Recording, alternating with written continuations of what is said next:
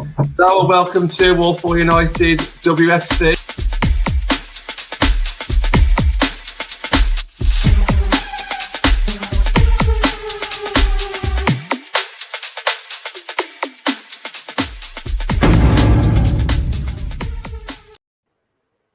Hello and welcome to Walpole United with me, John Foster, MUFC. Just about got there in time. I had a bit of a technical issue with my computer. But yeah, it's going to be a good show. I'm really looking forward to this. We welcome Chris to the show for the first time. How you doing, Chris? Doing really well, John. Really happy to be here, and thanks for inviting me. Absolutely fine, and we're really glad to see you. Really are. Obviously, we followed each other on Twitter a long time. I know that you do a bit of writing. I've seen you in the stadiums. It's a very friendly atmosphere at the Baggsy Stadium, and when I've seen you at other grounds as well. So yeah, really grateful of you coming on, and we'll do a better introduction shortly. But first, Carla, how are you doing? How's your week been? Yeah, all good. It's weird. Bank holidays always throw my weeks off. I never know what I know you've been working throughout it all, but for me, it kind of throws everything off, and I don't know what day it is. It feels like that time in between Christmas and New Year where you don't really know what day it is, and it kind of just messes up your week. So, but other than that, it's good. It's still sunny as well, so that's nice. Yeah, it is. Yeah, absolutely. It's nice to be able to come home from work and actually sit out in the garden. Oh, that's my computer restarting, everyone. So if you just heard the Windows screen setting up, that's my computer restarting. But yeah, it's certainly nice to come home after work and sit in the garden. It's definitely good for the morale, isn't it? Chris, come on then. For anyone who doesn't know Chris, first of all, I've kind of explained that you're an Aston Villa fan already, but what's your background, Chris? My background is been following football for a long time, more than one Midlands club. I think we'll leave it as that. I'm a passionate Aston Villa fan, and I'm also a writer for Her Football Hub. Excellent. Yeah. And what got you into the writing side of things? Just being a fan, or? Yeah, I think it was just wanting to get more involved in the game. I absolutely love women's football and the fact that there's a lot more engagement. So I've been involved in the commercial side before, but I think, looking at the media side, it was a different aspect, a different way of being able to do things like match reports, previews, but also then do interviews. And I've interviewed a few players over the last 18 months and yeah, love it. Yeah, absolutely. Yeah. Was it the fact that you just wanted to get into Aston Villa and get to know them a bit more, or did you just kind of do a bit like what me and Connor did? You start off at Man United, but then you want to learn about other teams, you want to learn about other tiers. How did you kind of get into looking at multiple teams? So Birmingham City, Coventry United and Aston Villa are the three clubs that I focus on, but I've done, to be honest, John, all over. I've done England Lionesses down to the under-19s. I've done the whole of the Academy League, which I think is a little bit niche and just something I wanted to get into. So the guys from Her Football Hub have been really, really good to me and that allowed me to get all this kind of exposure. I've gone and done match reports down at London City Lionesses. I've been up to Sheffield United. So it's not just about Birmingham, Villa and Cov. I do like to, get exposure across all forms of media throughout the whole of WOSO. So certainly something that I welcome. And Connor, you're pretty much the same, aren't you? Now, I mean, there's no doubt in your loyalty to Man United, but you certainly like to see some of the other teams doing well, and you're looking out for more than one club now as well, aren't you? Yeah, it's not necessarily the club in certain aspects. It's sometimes players, certain people that I know, tier 4, tier 3, obviously tier 5 now.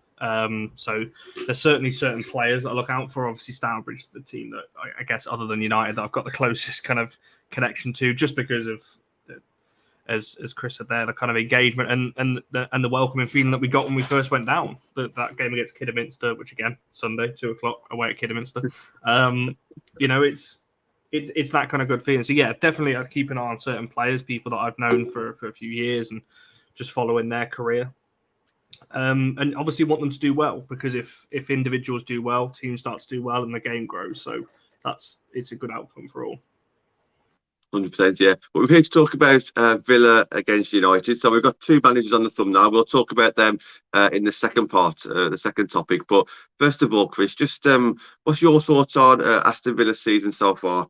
I've been to a few matches and I was quietly impressed, to be honest. I think the opening game of the season, I believe it was the opening game against Leicester.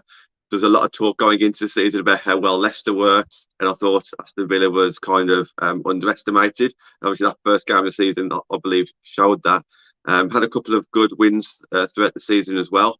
What's your thoughts, Chris, as someone who follows pretty much every game? Yeah, been to every game except one this season, John. And I would say that Aston Villa have had a tremendous season. They've really kicked on from last season where we just narrowly avoided relegation.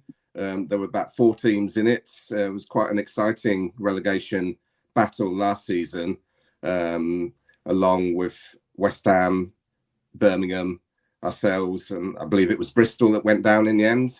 Yeah. But this season, we've kicked on. We've already got 20 points, well safe from relegation. We're in 9th place.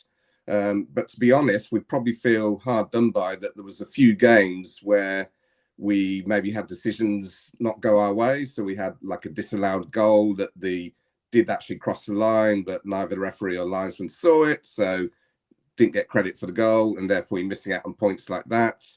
Or we've had other games where, for example, playing Chelsea away down at Kings Meadow, it's 0-0 right up until 92 minutes. And then Sam Kerr, of all people, pops up with the winner. So absolutely gutted that we've lost a few points along the way. So overall, I think, we've made progress from last season. And you don't want to I think something Carla has talked about before is that you don't want it to be quick, like fire in the pan, where it's like an explosion of us suddenly doing a lot better. Then you can't keep that momentum going. So it's a steady progress. We are a long way better than we were last season, but we're still, 20 points with 9th place, 3 games to go. That we can definitely, be happy with where we are. And I think that going into next season, we can certainly build upon this as well. Yeah, I mean, kind of, do you agree with that? Because I think it's been a very, I'll probably use the word stable. I think the relegation was never in doubt, never been in doubt all season. I think there's been times where, you thought they may have even finished like kind of mid-table more than like the bottom section of the table, and they're above the 2 Midland clubs in Leicester and Birmingham as well. Currently above Everton, and everyone knew at the start of the season Everton was tipped to be quite high up. What are your assessments of Aston Villa this season, Connor? Yeah, I'm just looking now. Apart from the games against the top 4, they've pretty much every loss or drop points that they've had to draw. As obviously draws, obviously level, but when they've lost games, it's been quite close. Just looking at the games, especially, this is what I say to a lot of people that are expecting United to roll up on Sunday and put 6 past them. It ain't going to happen. Villa are a very difficult side to beat this season, as we've seen. Particularly recently, you look at all of the recent games, it's been quite low scoring. Similar to how Spurs are getting through games, actually. So that's what kind of I've seen from Villa, from the game obviously against us. I know it was 5-0. That was kind of when we were at our peak of the season. Yeah. But other than that, like I said, they've been a very, very tough side to beat. Obviously, we were at the game against West Ham, and again, I think there was a couple of mistakes in there. Obviously, in that game, that was a bit of a strange one. I think again that was probably a one-off. But yeah, I agree with your assessment. Really, it's been a stable season for Villa. I think that those sides in the middle have got a weird predicament because of the way the WSL is. It's kind of like, because Birmingham are so bad, there wasn't ever the threat of relegation. So it's kind of like you're just fighting for kind of between 5th and 10th. And obviously, because Leicester are just about good enough to stay up, but they're not good enough to catch the kind of middle tier. And yeah, so it's going to be close between those teams in the middle. I wouldn't be surprised if Villa jump up a couple of places. I know they're 4 behind, Reading, West Ham in front of them. I wouldn't be surprised if they rack up a couple of points in there at least, and maybe claw some points back. But who knows? They're just a difficult side to beat, and that's what's most impressive. If you can start building a solid foundation and make yourself difficult to beat, the rest will come over time. Yeah, I just want to jump on that as well. It sounds silly saying that they're a difficult side to beat when I think they've conceded something like 30 odd goals, or the goal average is 30. But I think exactly the same. I saw them set up against Arsenal when it was at the Banksy Stadium against Arsenal, and even though they lost 4-0, that first 50, 60 minutes, it was so hard to break down. Then obviously once one went in, Arsenal just found the rhythm, didn't they? And I've thought that every time I've seen Villa, they do look very organised. And I guess we'll talk about that later on when we talk about Carla Ward as well. It must be her kind of effect on it. But yeah, Chris, league position, you kind of touched on it. Is this kind of like your expectation going into the season? And also, what do you think of Connor's point about, there being like a Champions League battle, relegation, and then that middle group of 8-7 teams that's potentially got not much to fight for? And I mean that in the most respectful way possible. Yeah, looking at the table, the top 4 clubs obviously are streets ahead of everyone else. But we're actually only 8 points off 5th place. So we've got 3 games left. If we get 3 wins and the other results go our way, we could end up being 5th. And who was ever going to say that? So I think it's been, it's probably met our expectations. I wouldn't say it's exceeded them. It's my personal opinion. I was definitely expecting to see improvement on last season, which we've definitely gained. I think that we've had a little bit of bad luck, but then all teams could probably say that, certain games that didn't go their way. But the one thing I have seen, I think this is a really key point to stress, is that not only is it an improvement on last season, it's an improvement within the season. So we've actually probably playing so much better since Christmas. Our last game before Christmas was up at United, where we lost 5-0. And that was a dark day. And it actually was a really dark day because it was so foggy we couldn't hardly see the pitch. But there's like an excuse to me, Connor.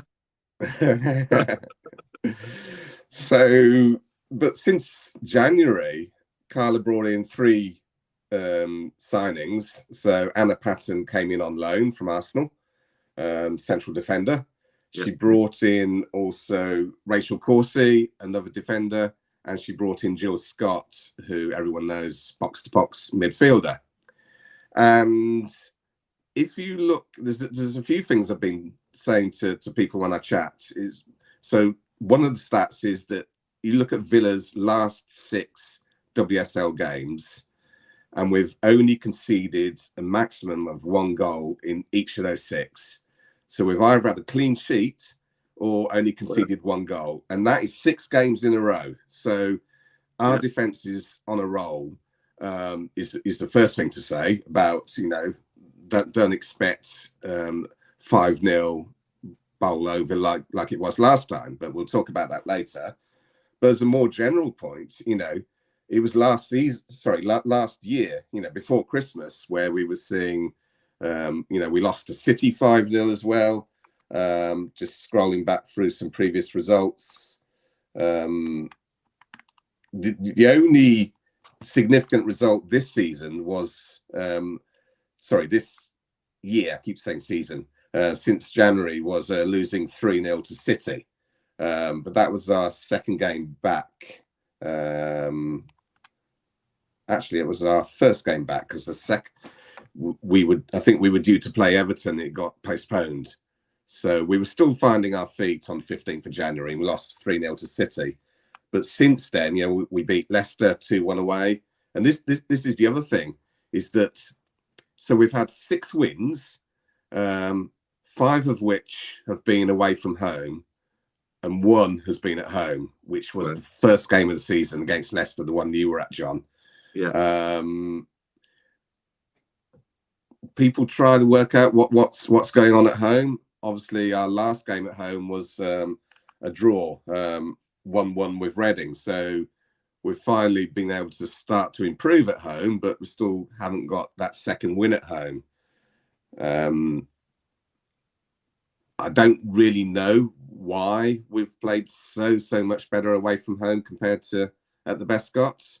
Whether it's the pressure, whether it's the strange kickoff times, there's a number of factors, but certainly our performances away from home, 5 wins on the road. I think if you were to look at the stats in isolation of teams' away stats, I think we're up there as one of the top 3 or top 4. Okay. Good going. I mean, I wanted to talk a bit about transfers, and you've touched on them there. So we'll talk about the transfers now. And you mentioned those 3 players, and you can touch on the summer ones as well. Just gone. I say just gone. It's been a few months now.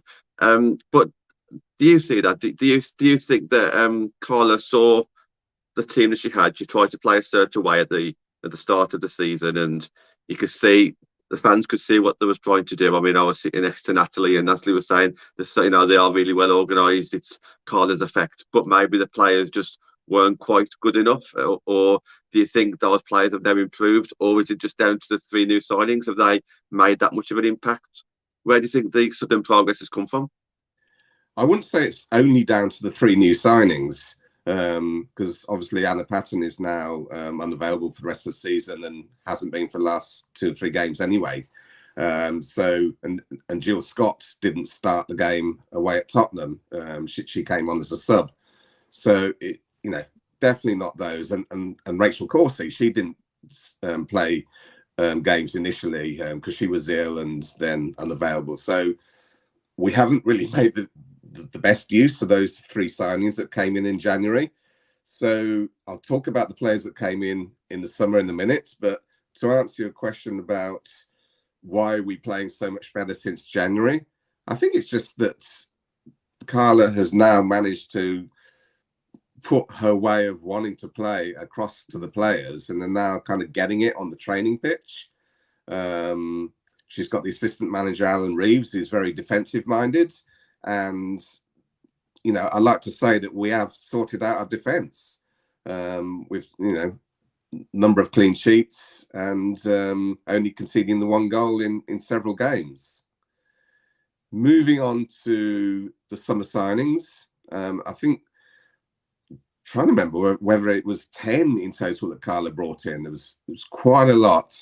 And I am going to struggle to remember them all, but the one that really, really stands out has got to be Remy Allen, because Remy, she's a player that's been around a lot of clubs, Birmingham City, Reading.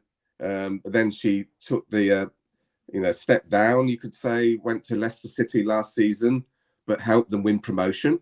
So she knows what it's like to be part of a winning team. And maybe a lot of other clubs were writing Remy off, thinking, above 30 and been playing the Championship last season. So whether they had any interest in her over the summer, I don't know. But obviously Carla did. She brought Remy in, and she has been captain fantastic. She has a habit of popping up at the right moment to score vital goals. She's just a terrier in midfield that can tackle, win the ball back, and has been outstanding for us. So if I was to just pick one signing from out of the 10 or how many it was in the summer, definitely Remy Allen has been the key signing for us. Yeah. No, I think I do agree. I think a lot of the women's Super League population would also agree with that. It was a great signing for you, wasn't it? Absolutely, yeah. I'm just about to catch Connor off guard there with him having his drink, but I want to talk a little bit about United as well. So, Chris, just your take on United's expectations going into this season. Do you think that we've kind of matched like a neutral's fans' expectations? Where do you kind of sit on United's season so far? I had United finishing top 3 at the start of the season. Yeah. And part of that is obviously I've known Marc Skinner from his time back at Birmingham City. he's somebody that, I've explained this before to Natalie and to other people, that when he was at Birmingham, he did take a while to get started, and during the spring series, he did struggle in the spring series, but he also got Birmingham to the FA Cup final. So that was an achievement in itself, beating Chelsea in the semi-finals and unfortunately losing to City in the final. And then the first season in the WSL with him, 2017 to 2018, the first few months up until Christmas, Birmingham did struggle under Skinner. But from January onwards, and it must be something, there's a theme going on here about teams suddenly playing better after the Christmas break. But from January 2018 onwards, Birmingham went on a run of winning game after game after game, and were on target at one point. If they'd continued winning, they could have finished second, and got, there were only 2 Champions League places in those days. Ended up finishing 5th that season, and then he was still there at the start of the 2018 to 2019 season up until, again, beginning of January. Here we go again with Jan. But during that first few weeks, Birmingham continued that run of winning winning a lot of games. He left in January to go to Orlando, and the new manager came in, Marta Tejedor, which inherited a very good squad with the likes of Ellen White, etc., Aoife Mannion, and Birmingham still finished 4th. So, and that was due to the squad that Marc had built. So, apologies if I'm dwelling on Marc's time at Birmingham, but no, I think it's useful. Yeah, you're going to want to know what I think now of Marc and his performances and how they've done at United. So, as I said at the beginning of the season, I had United down for top 3 based purely on the fact that it was Marc Skinner. Obviously, he had to rebuild, he had to bring in his players, but there's a lot of players that I know really well. So Hayley Ladd, Lucy Staniforth, Aoife Mannion, Sophie Bagley, I think, she maybe needs a few more chances. And he's probably followed a similar pattern that, first few weeks with United, maybe the fans were getting a little bit sort of etchy that the results weren't quite going to your expectations, certainly comparing to previous managers. And, people may be getting a little bit worried. Is he the right man for the job? But, I think Marc has proven that he is the right man, and he's turned the corner, and he's had a lot of, good results. Not all the time, but, sometimes it hasn't gone for him completely. But, more often than not, United have got some big results. So, yeah, I can see United finishing 3rd. Chris, I feel like I should have had you on for the past 9 months, seeing me and Connor trying so hard to defend Skinner, and we was up against it back at the end of last year. But obviously, like you say, he's come through it, and even those bad results, Chris, were only draws. It's not like I appreciate that we lost to Chelsea, but so did Casey. These things do happen, and but yeah, Connor, it's quite refreshing to have someone on the channel who obviously thought highly of Skinner before he came in. And I know there was a few, I think there is a running theme here. WSL fans or women's football fans who knew Skinner from the Birmingham days did think highly of him. I think it's a lot of fans who didn't really know him that well and just judged him on his record in America. But kind of, it is good to see that there are people out there like Chris who thinks that we should be going for top 3, even with Skinner, whereas obviously in the past we haven't heard that, have we? Yeah, and the thing is, when he first came in, it's a weird one because I don't care who you are. Like, you could be the best manager of all time, but you go somewhere else, you need time to adapt to their way of doing things. And Man United is a club like no other. You're going to be, everything he said, as we've seen this season, everything you say is going to get scrutinised or clipped or sent somewhere. Every little comment that you possibly make. So it was always going to be different and difficult for him. You know, he learned very quick in the first kind of couple of months. And yeah, you got through it, and people are starting to see now that you can't just expect things overnight. You know, these people that are now praising him were the people that were starting the hashtag Skinner out, you know, tweets back in October after 5 games, which was ridiculous. So yeah, it's good to see the turnaround. It's good to see that other fans, other clubs can see that he is a good coach and a good manager. So that's always positive as well, because he is. And hopefully it continues, because I think we've seen this season, the reason why we're dropping points is not because of any tactical setup or anything that we're doing wrong on that sense. We're dropping points because of individual mistakes in the last 5-10 minutes of a game. And that could be the reason why we don't, you know, that. So yeah, it's good to hear other fans say it, just purely because, you know, at the start of the season in particular, we were a heavy minority defending him for some reason, which was very strange. So yeah, it's good to see. Good to see for Skinner the turnaround, because he's a good manager and a good coach. So he's proven that this season. So if we don't get it this year, it's going to be upsetting, you know, because of where we are. But I'm sure we'll go again next season for it as well, and we'll be in the fight. Yeah.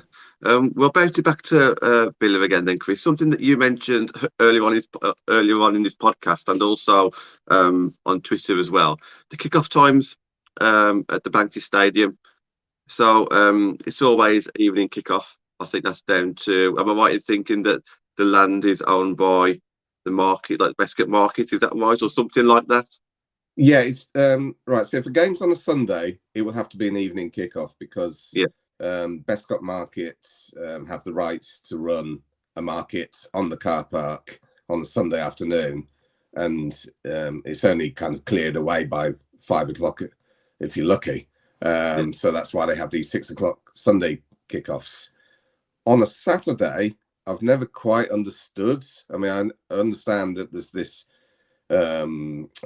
Can't think of the right phrase, but they can't have Saturday matches at 3 o'clock on Saturday, and I know that's the case with men's football. I don't really understand why it has to be the same for women's football, but a lot of the games have been morning kickoffs, so either 11:30, 12 p.m. or 12:30, never any later than that on a Saturday.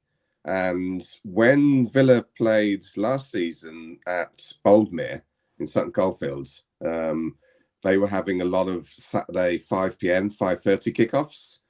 And I just thought that there might be a few more of those at the Bescott on Saturday. Obviously, they are scheduled to be different to when Walsall men are playing. I don't know whether it's, you know, that they schedule it a different weekend or just a different day, whether it really matters about, you know, needing the pitch to recover. But I've never understood. I mean, I suppose the choice is right on a Sunday. It's always going to be 6 o'clock, because that's when the market is, and there's no way they could have it before the market. On a Saturday, they're either, you know, 11:30 or 12:30. Is that preferable to maybe having a 5:30 if we could get a 5:30? Because it has to be after this, you know, no games between 3 and 5 on a Saturday afternoon. I don't know, but you know, attendances have been really poor, and considering that Aston Villa men's are an extremely well supported club, a men's club, where there is a long waiting list for season tickets. You know, people cannot buy season tickets for Aston Villa men at the moment because they're just unavailable, and you have to go on the waiting list. But it's as good as selling out. As you know, something like 97% sells out every week with 42,000 people. And we've been getting averages at the Bescott of around about 1% of that. You know, 420. So it is disappointing, and I think there's a lot that can be done to tap into the vast market of the men's supporters who follow Villa. Obviously, you know, this is a debate that we have up and down Woso land all the time is, how many men's supporters really are there that kind of a good fit for the women's game? And, it's not a great percentage, but it's certainly, I would like to think it's certainly more than 1%, because 1% of the men's following the women's is woeful. But the only thing I will add is that when Villa have marketed it well, which was we played one game at Villa Park back in October against Arsenal. There was just under 5,000 went to that game, which, completely, including yourself, John. Yeah. So that game at Villa Park with just under 5,000, obviously, the shows that when, for whatever reason, people want to come and watch Villa women, they will do. And I think that they've been selling tickets for the final game of the season against Blues like crazy. Villa men have been promoting it on their social media. So I think there's going to be another 5,000 or so for that game. Other reasons that I put for why the attendances have been poor at Walsall is, firstly, it's in Walsall, which is not Birmingham. It's right down, was it Junction 9 in the M6 by the IKEA and beyond. It's a good journey. I live in Solihull, and it's a good kind of 40 minutes to get there, which is a long way to go to a home game. So Villa Heartlands is Sutton Coldfields or Birmingham, Solihull, but certainly not Walsall. I don't think that the stadium, that it's not a bad stadium, but the fact that it's bigger than our needs, I think it's around about 11,000 it can hold. But the way they've done it with all the fans on one side and then, the players and coaching and media on the other side, it's not great for kind of community, everyone coming together as part of the same football club. Thankfully now they've got a bar open in one of the stands. So they're certainly listening to the feedback they're getting, and hopefully there'll be improvements. But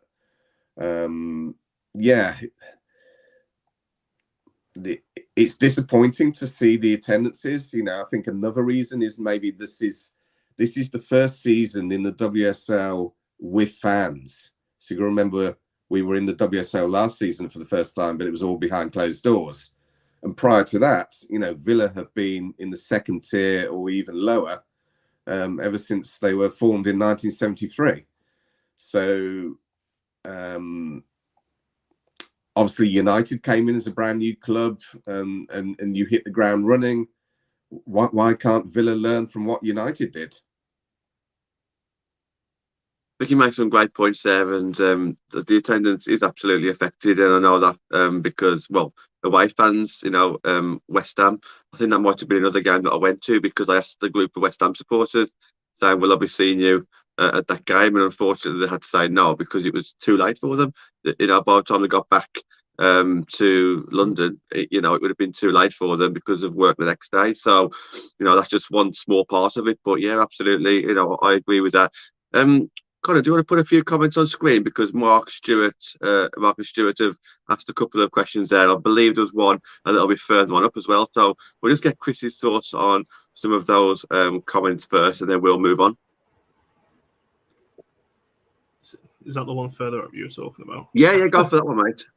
Yeah, I'm on my phone, so it's a bit small for me to read. Right. So someone's asking, what effect does Chris hope the hosting of Euro 2022 will have on the WSL from next season onwards? That's a great question, and my hope is that it will have a really positive impact.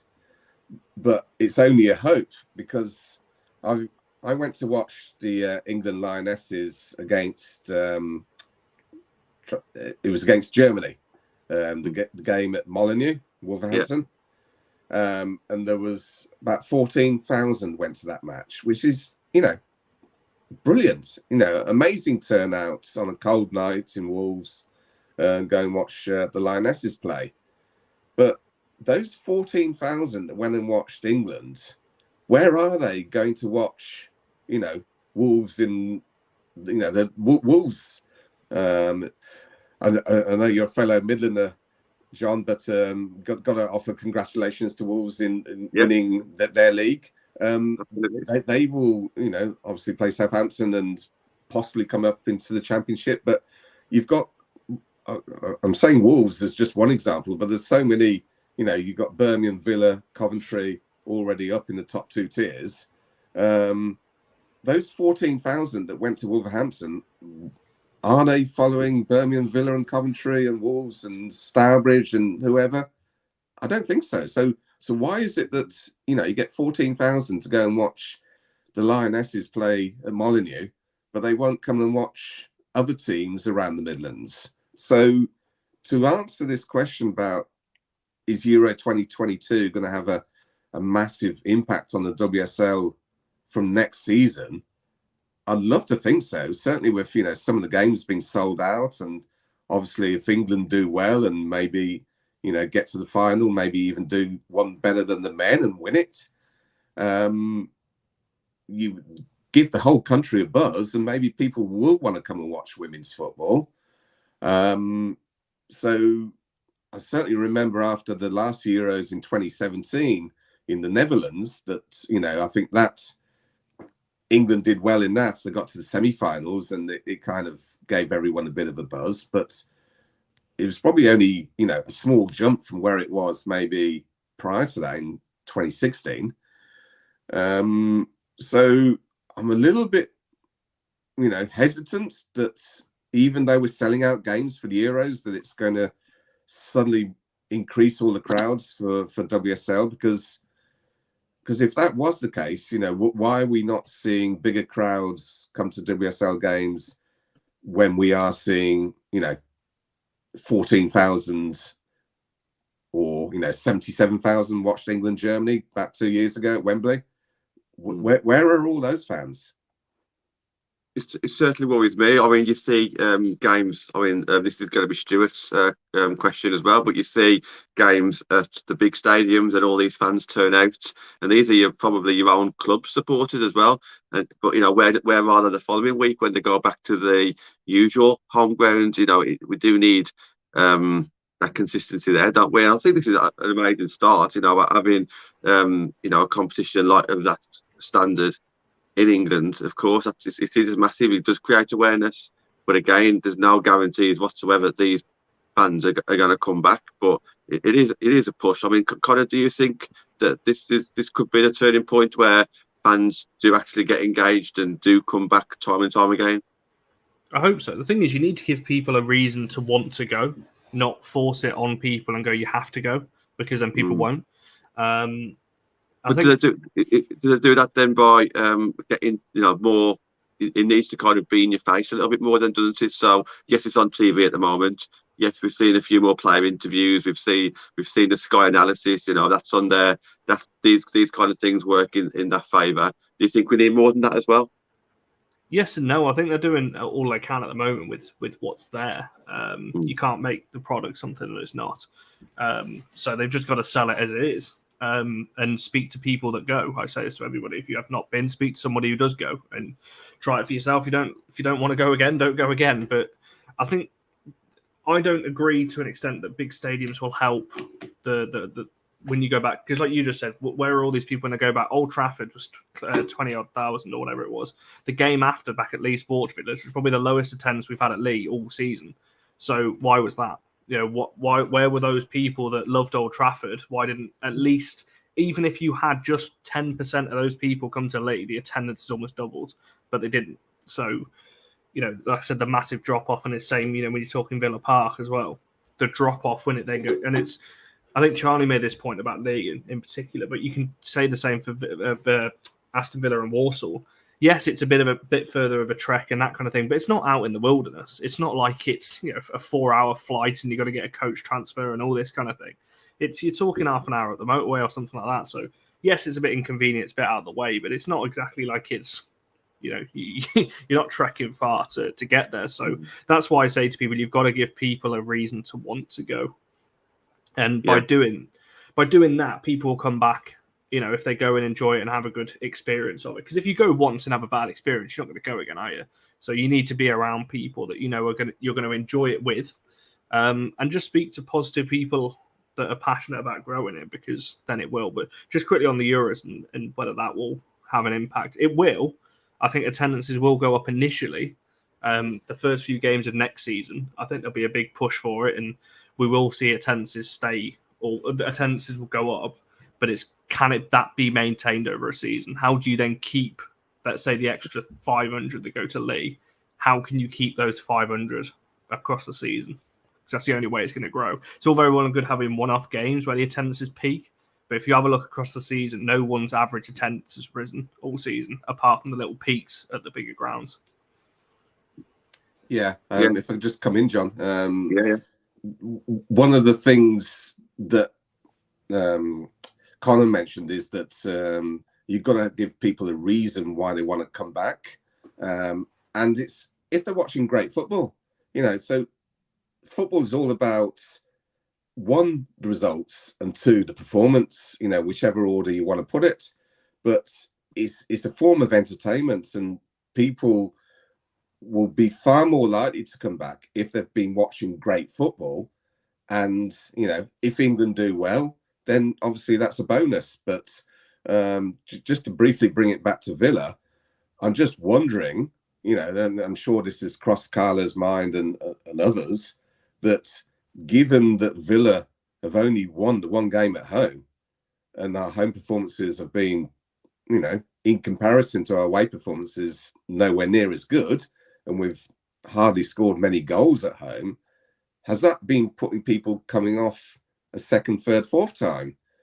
And I'd say to those people, if only you'd come and watch Villa play away, because, I've watched 5 wins on the roads, which were absolutely fantastic. But it was only with, a handful of other supporters each time we, apart from the Birmingham game, of course, which was a lot of away fans went to that game. All the other wins for Villa on the roads have been in front of very few away fans. So performances and results will make a difference, as well as the whole experience. We'll answer Sporty Chatterbox's question a little bit later, but I just want to move on to Carla Ward a little bit more. I think at the start of the season, a few United fans threw her name into the hat before Skinner was announced. Is that one step too far, do you think, for Carla? Or what are your expectations of Carla? Obviously, I'm sure you would prefer her to stay at Villa for quite some time. But do you think she's got potential to, because she's still obviously young in her management career as well? Can you see her going like that next level, or do you think just at the moment she's kind of at her level? Well, I'm going to give a similar answer to like what I did with Marc Skinner. There seems to be a bit of a theme here. When Marta Tejedor left Birmingham City, the Birmingham, obviously it was the season that was curtailed and pandemic, and nobody knew what was going on. It was the long dry summer of no football, and I called it, that Carla Ward was going to be the right person for the job at Blues. And one of the reasons I said was because she did so well at Sheffield United. Sheffield United narrowly missed out on promotion to the WSL, ironically to Aston Villa, because so this is the season that got curtailed, and they did it on points per game. But Sheffield United had played Villa twice, and they lost to Villa both those times. And the league table was that Aston Villa finished first, and Sheffield United finished second, but they were only 6 points behind.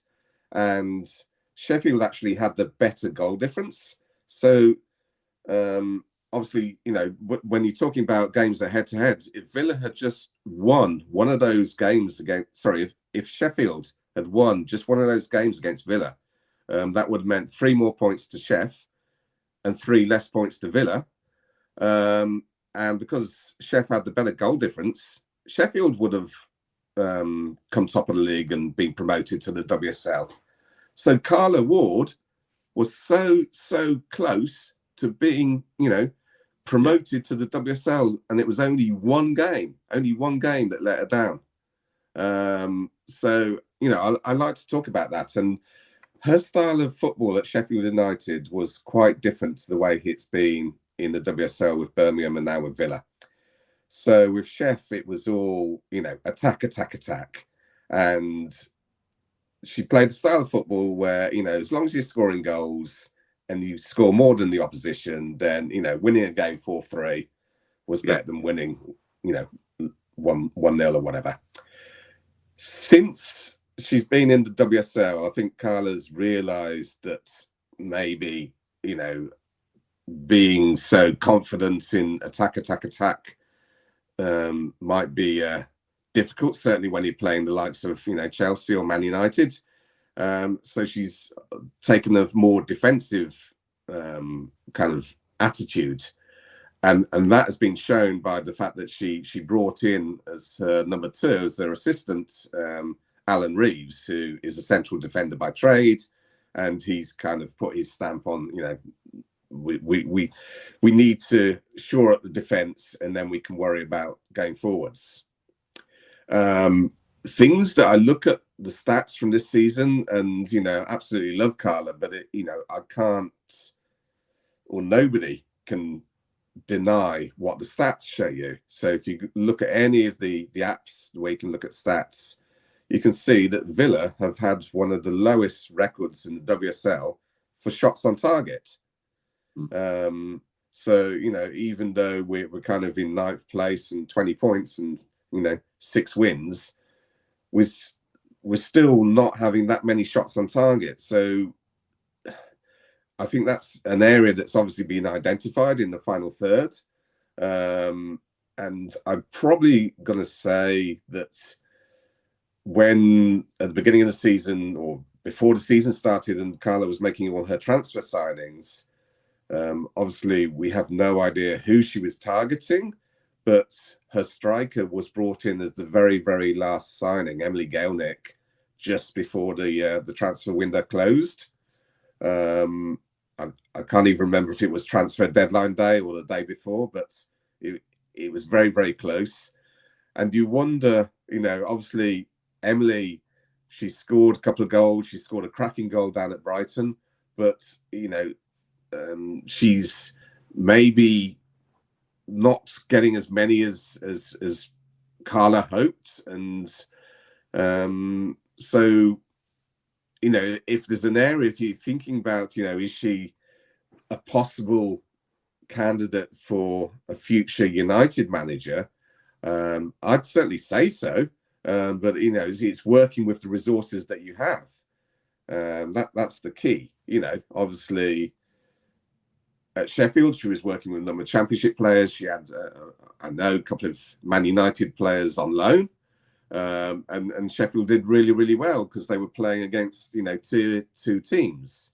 At Birmingham, she had no resources. She had to beg, borrow, and steal to get players. And Emma Hayes, good friend of Carla's, helped her out. And a couple of loan signings, Jamie Lee Napier, Emily Murphy, and they made a difference.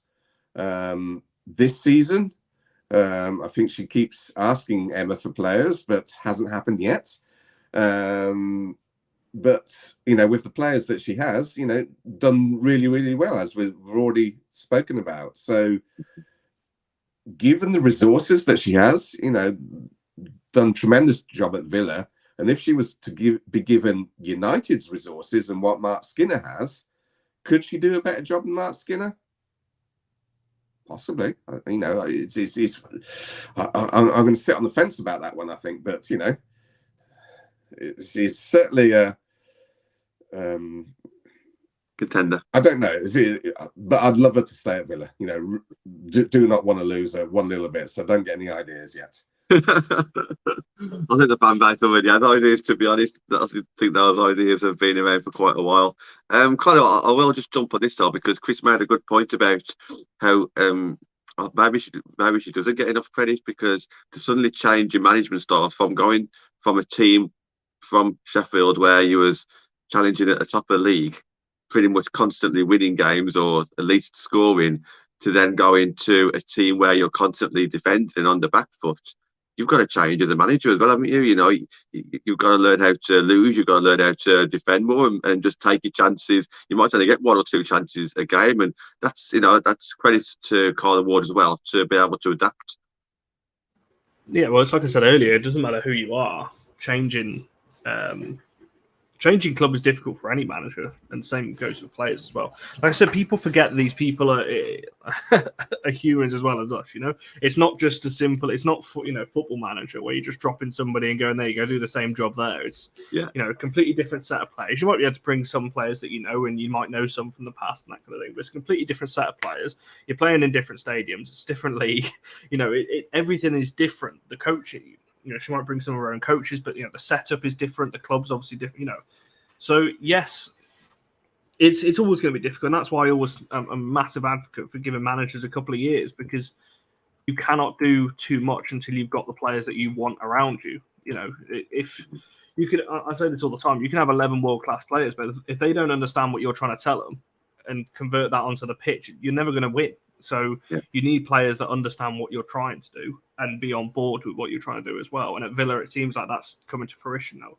As Chris mentioned earlier, the last 6 WSL games, only losing by 1 goal margins or winning by clean sheets or conceding 1 goal or whatever. So they're a tough, that's why I said earlier, they're a tough team to beat. And that's the hardest thing to get in football, is keeping clean sheets and making yourself hard to beat. Because like I said, once you've got that foundation, you can then start building forwards and start, turning that into goals, because it's Villa's goal scoring that's let them down this season. It's not the defensive record that's been the problem. It's the fact that Villa can't score that's been the issue. So if they can rectify that going into next season, who knows? So, but yeah, it's always going to be difficult for any manager coming into any club. That's tier 1 down to 5. No matter who you are, you change. It's the same. You got to think of it as a career change. Although you're doing the same thing, if you leave, John, you're in retail. You leave one store and go to another. It's a completely different set of staff. You're working with different people and different personalities, so it's always going to be. This is why I always defend manager.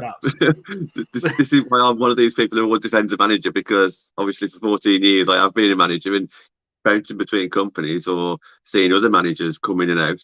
It's not. People don't realise the manager's challenges. They don't know what their bosses are asking of them, So I absolutely agree, Connor and Chris. Yeah, I do. Just before we move on to the game ahead, we'll spend 5 minutes chatting about that. Stuart's popped another question out there. Chris, do you want to just jump on that one?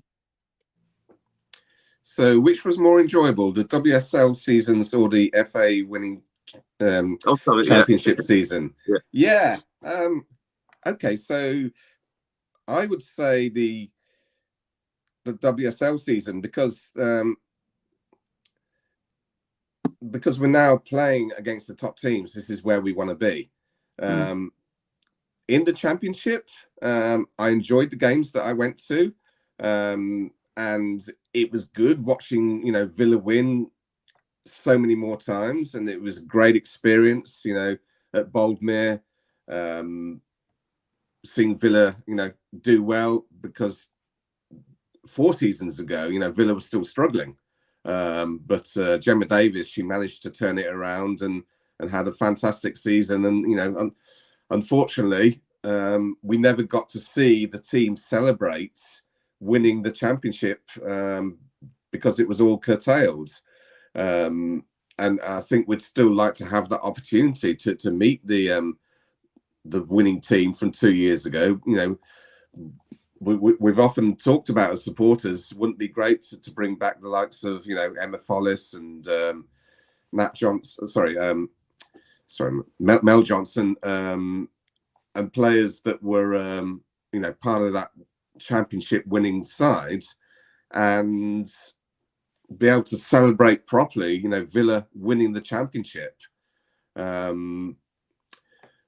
Last season, when it was behind closed doors, it was absolutely frustrating for every football fan. So, I don't need to dwell on that. Watching games on the FA Player was, a struggle. This season, first time WSL with fans, it's just so good to get back out watching the team play again. I know it's been painful at times with, losing 5-0 to yourselves, losing 5-0 to City, 4-0 to Arsenal.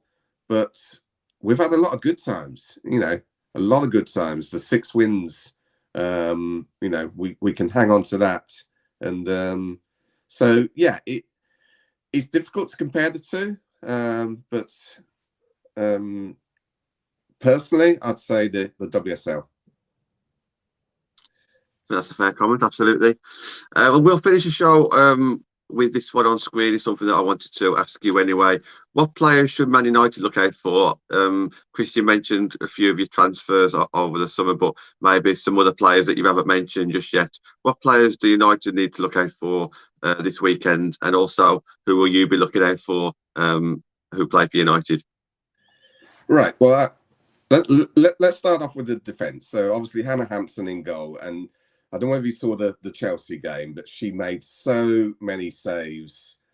She really kept Villa in the game, save after save, and it's great that she's been recognised for the Lionesses now. Moving forwards, obviously Rachel Corsie is now started playing more regularly, and she's somebody with so much experience, having being captain, still is captain of Scotland. She's just kind of player that can read the game, and she's partnering Anita Asante, who Anita has been the one person in defence for all those 6 games where we have only conceded either 0 or 1 goals. So those are our centre backs that you're going to have to get past. But along either side of them, you've got Maz Pacheco and Sarah Mayling. Now, I rate both those players very, very highly. Sarah Mayling I've known for a long time, and personally I think she is such a versatile player, and I'd love to see her play more on the wing. I say this to everyone, but she's made the fullback position her own, and rightly so. She owns it now.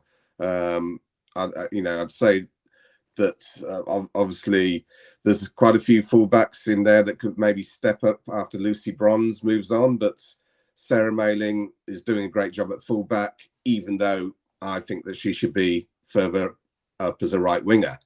Maz Pacheco is consistent week in, week out.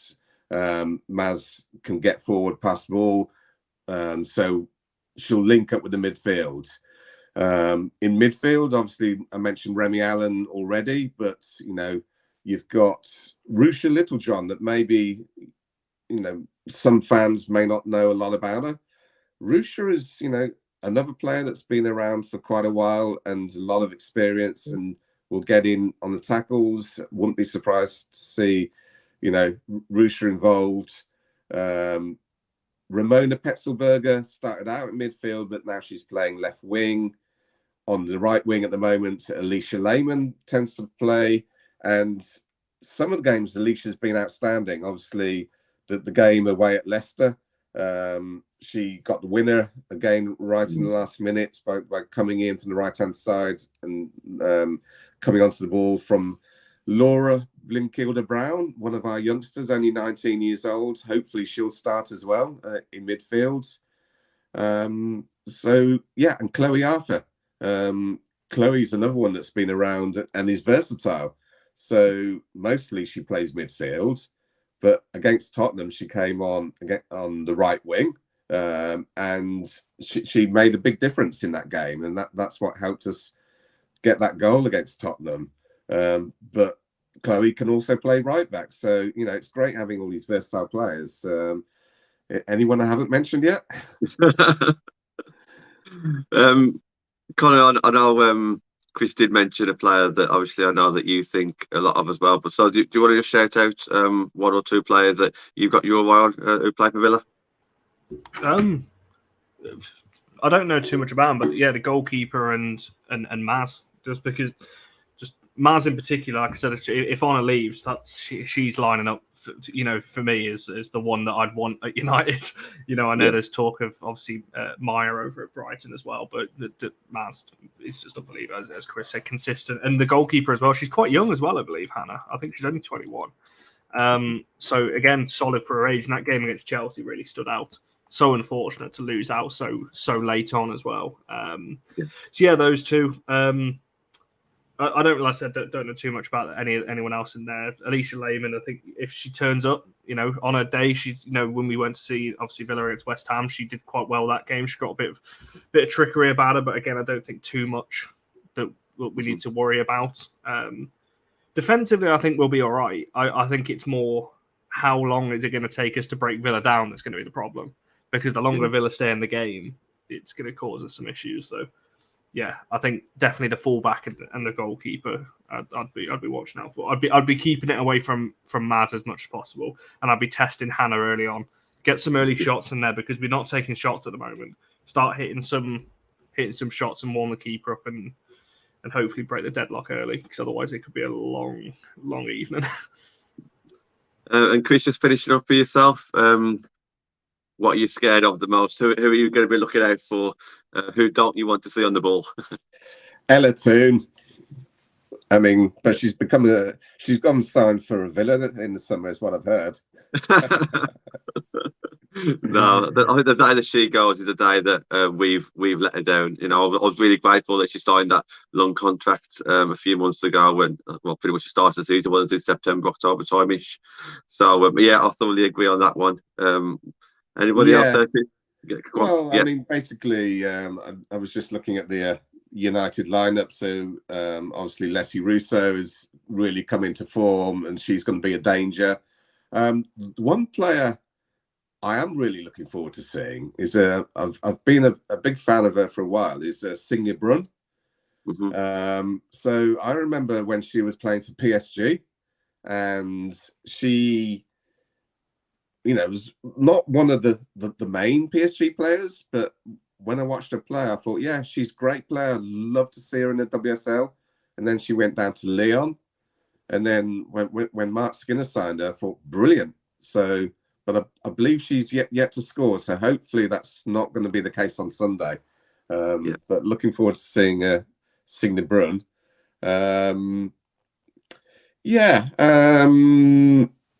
Leah Galton is another player that, over the last couple of years, I've admired her. So she's kind of player that kind of cuts in, and just you got to have, the likes of Maz Pacheco keeping an eye on Leah. That's what it's going to be down to. But as you said, John, the longer it goes on being 0-0, then, maybe United will get a little bit restless. But I think the difference, and I've seen this before, is that United have a much stronger overall squad, so that your subs bench, in fairness, will probably be stronger than our subs bench. And if it is 0-0 at 60 minutes, it's Marc's ability to change the game and bring different players on, which he'd probably have more options than Carla does, if I'm being brutally honest. Obviously, Carla changed the game against Tottenham, and, we went and ended up going on to win it. So I'm not saying it's a foregone conclusion, but when you're a team like United with the resources you have, your overall squad, including the bench, is bound to be stronger. Yeah, it is always exciting when you do look at the bench and you see the likes of Hansen, Fuso, Signe Brunn probably Vilda-Belmisa or Jackie, one of those, you know, and Carrie Jones, obviously, a youngster who's up and coming and doing really well for herself as well. It is good to see, because no matter who's on the bench, you know that they can create something, they can do something. But hopefully we won't need those players on Sunday. Hopefully they'll be coming on just to give some other players a rest. That's it. Marc Stanyard's in the comments, so I will just obviously shout Marc out. And Chris, one last question. Where's Marc going to be standing on the weekend? Is he going to be with you lots? Is he going to be on the halfway line, or will he venture to H block where we are? You know what? I can't possibly comment. Marc is a good friend, and I wouldn't like to upset him in any way. So even for the 90 minutes, whatever's happening, before the game, we'll be friends. After the game, we'll be friends. And during the game, I'm just going to focus on the football. Awesome. And yeah, looking forward to seeing you, Marc. Yeah, it's going to be a great game. Can't wait for that one. And yeah, that's it. We've come to the end of the show. We are doing a proper Aston Villa Man United preview live on Saturday night, I think 7:30ish. So that'll be with Benny and Matt. So we'll go into a bit more detail on the upcoming game on Saturday night. Connie, you've got your fans forum tomorrow night as well, haven't you? And then, of course, match day content on Sunday. So plenty of things to look forward to. Chris, thank you very much for joining us. I've really enjoyed chatting to you. Likewise, John. Been a real pleasure. And talking to you as well, Connor. Yeah, you too. Nice one. If anybody wants to find you, Chris, on Twitter or any of your written work, or how can they go about doing that, mate?